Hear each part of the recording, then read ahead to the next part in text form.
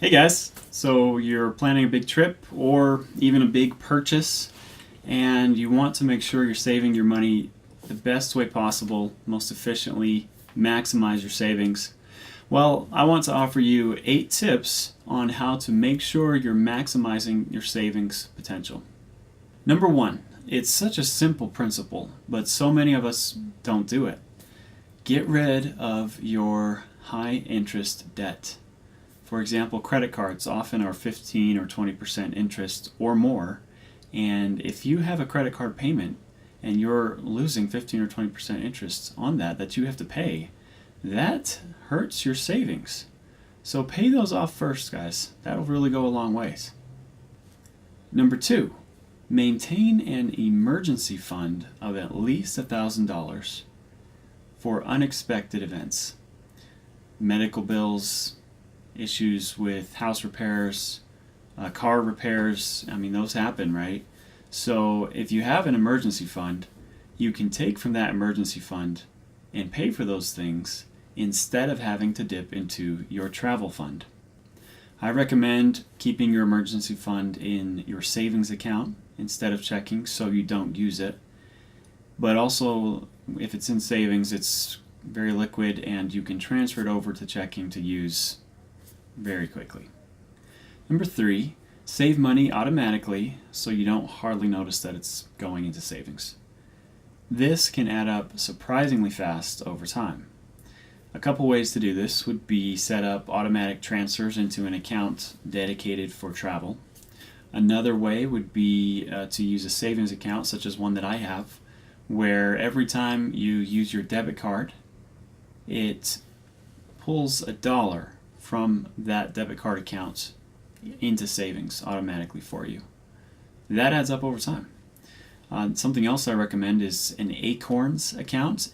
Acorns is an investment company, and what they do is they skim off the top of every purchase that you make up to $1 of what they skim, and they'll put it into an account for you.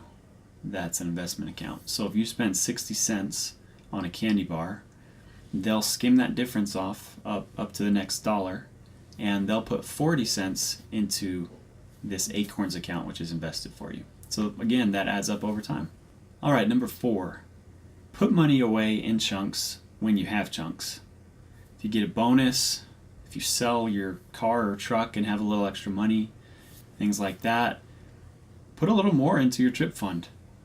These chunks can go a long way and pad your fund in a way that your smaller weekly or monthly deposits won't be able to do. You could put away like 6 months worth of deposits like that, just if you have a big chunk and you're willing to put that towards your trip. Okay, number 5 is very exciting, I think, and that is put your money to work for you. There's just something really cool about making money by not doing anything and letting your money just sit there making you money. So a couple ways that we can do this. Number 1, we can have a high interest savings account. There's plenty of savings accounts out there that will give you around 2% interest. So free money. Number 2 is we can invest. And on investments, we can often make 6 or 7 or 8% interest, sometimes more, sometimes less. So keep that in mind. Investing is not necessarily short term. And then the third way is some sort of cashback card. There are cashback cards out there that are 1.5%, sometimes 2, sometimes more for certain categories like gas or groceries. So let's just do an example here that if you have $15,000 set aside, and I know that's a lot of money, but we can get there over time.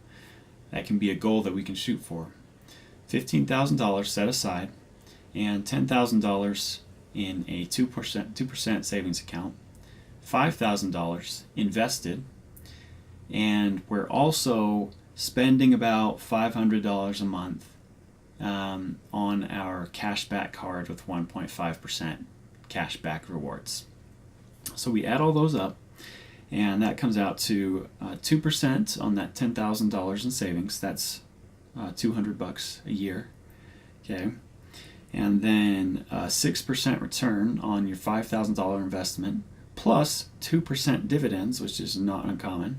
That comes out to $400 a year.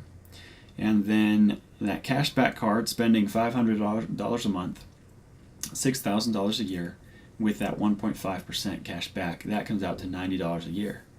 So you add all that up, and just by having $15,000 and having it in accounts like these, you will have $690 that you didn't have before.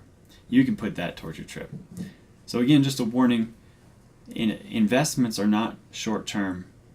Don't plan on that for short-term expenses.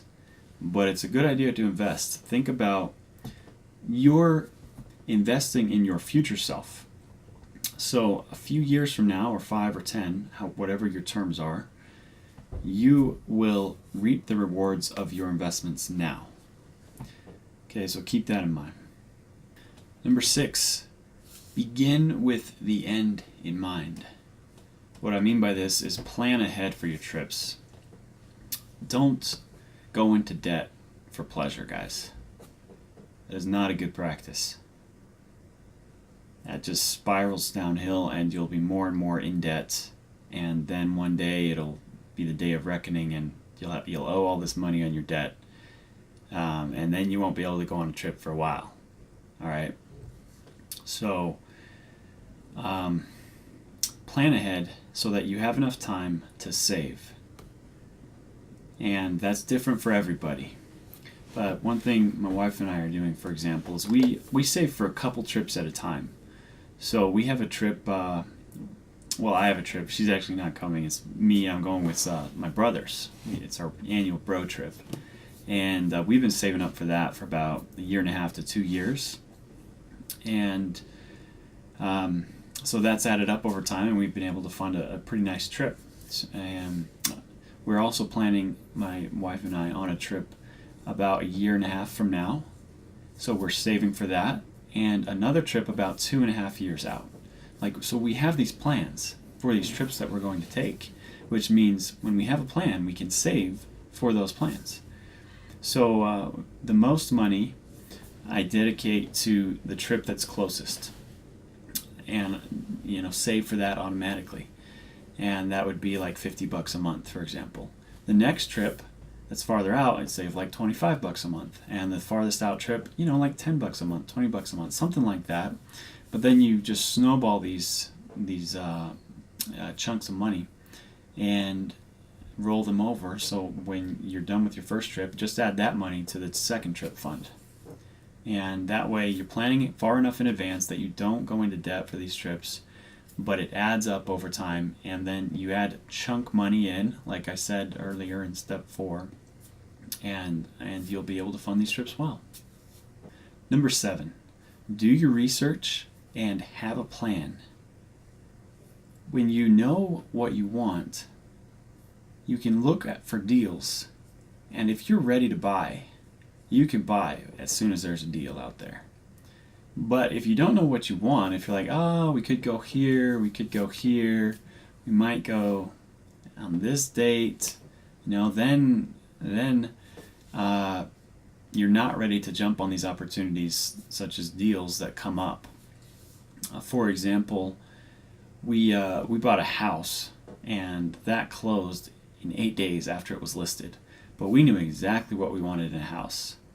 And so we were ready. When we saw this house, we're like, okay, that matches everything. Let's buy it. Same thing with, we bought a new car. We bought that the same day it was listed because we knew exactly what we wanted. And as soon as that came online and we saw the ad, we're like, okay, let's go check it out. If everything passes, let's buy it.